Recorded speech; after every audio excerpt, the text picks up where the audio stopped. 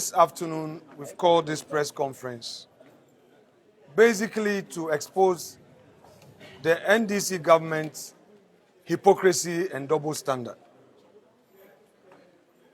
When they were in opposition, they criticized the E-Levy. And when they assumed office in 2025, they put in place a mechanism to abolish the E-Levy. Ghanaians applauded them. They made all the argument against imposition of levies and taxes. But today, what do we see just after 1.5 years in office?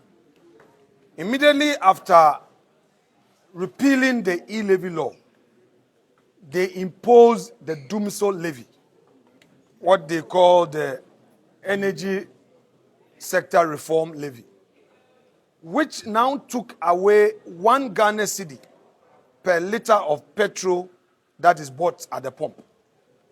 So that was the first mischief.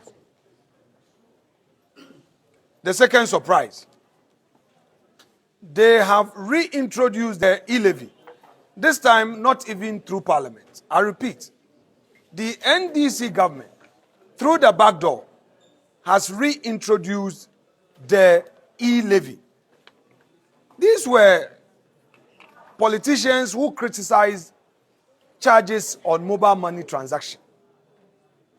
They said it was a bad way of governing or generating revenue for the state.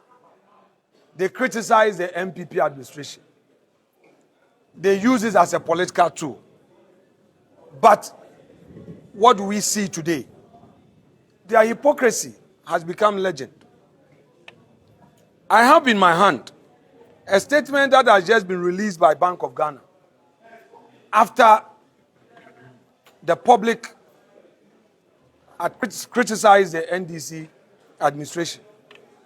They are now purporting to say that they are suspending the levy.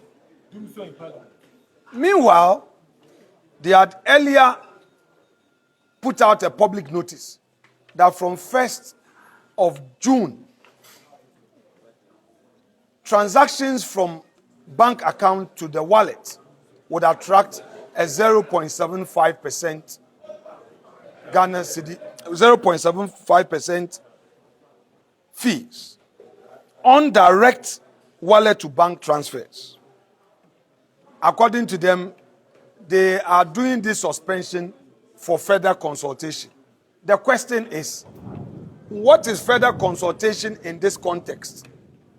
Were these not the same people who, when in opposition, claimed that there must be constructive consultation before any policy is introduced and implemented? So what has changed? The worst part of it is that this time, they did not even come through Parliament. According to them, they're using Mobile Money Fintech Limited as the for these hidden charges. So whereas in the Akufo-Addo administration, due process was followed, government made the announcement through the budget and came to Parliament for a law for the purposes of this levy. NDC is using the Bank of Ghana and a private sector company to enforce this levy. We have a question for the finance minister. He must immediately come to Parliament on Thursday to explain the circumstances leading to the imposition of this 0.75% charges on mobile money transactions. We are not interested in the suspension. We are interested in how come, but for the public outcry, they were going to spring this surprise on the Ghanaian public. So in conclusion, we are simply saying NDC is a scam. It's a government of settings. They don't believe in what they say. I repeat, the NDC government does not believe in what it says. It says one thing and does another. It doesn't keep its promise. It is a government of propaganda. They promised 1 job, 3 shifts. As we speak, they have failed on that 1 job, 3 shifts. They promised cocoa farmers that a bag of cocoa will sell at 7,000. They came and they have rather reduced it. At least they could have maintained the 3,100 that Akufo-Addo left. They promised the rice farmer that they were going to have a system to offtake the produce of the rice farmers.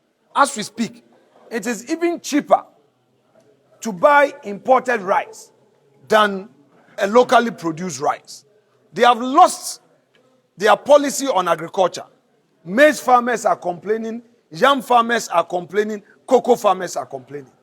On electricity, within a year and a half of being in office, they have increased electricity tariffs by almost 30%. Water, 19%.